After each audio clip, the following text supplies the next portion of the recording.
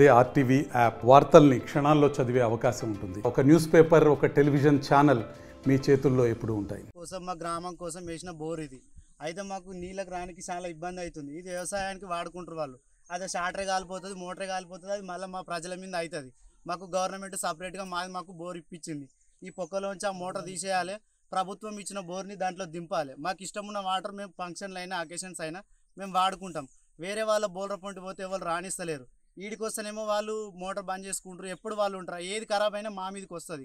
అందుకు కాబట్టి మా గ్రామ ప్రజలందరికీ తప్పక న్యాయం చేయాలని ఈ మోటార్ తీసి ఆ మోటార్ దింపి మాకు నీళ్ళ గురించి ఇబ్బంది ఉండొద్దు. ఆ నీళ్ళు ఈ మిషన్ భగీరథకు వచ్చే ట్యాంక్ వాటర్ మొత్తం గలీజ్ నీళ్ళు.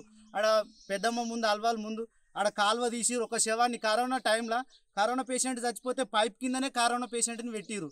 ఆ శవం నీళ్ళు మురిగి నీళ్ళు మా ట్యాంకులకు రావడం జరుగుతుంది. ఆ వాసన నీళ్ళు మేము తాగలేము. ఆ నీళ్ళు ఆ ట్యాంక్ కూడా సరిగ్గా కడగట్లేదు వాళ్ళు. తాగడానికి ఆ నీళ్ళు పనిచేయవు. కాబట్టి మాకు ప్రభుత్వం వేసిన బోర్ ఉంది కాబట్టి దాన్ని రిపేర్ చేయించి మాకు తగిన న్యాయం చేయగలరని మేము కోరుతున్నాం. మరిన్ని వీడియోస్ కోసం ఛానల్ ని సబ్స్క్రైబ్ చేయండి. లేటెస్ట్ అప్డేట్స్ కోసం వాట్సాప్ ఛానల్ ని ఫాలో చేయండి. అండ్ లింక్ డిస్క్రిప్షన్ లో ఉంది.